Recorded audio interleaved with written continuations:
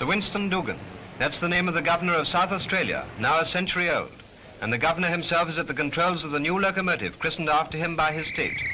Weighing 140 tons and able to run at over 70, the engine is a local product and a veritable monster of the steel track.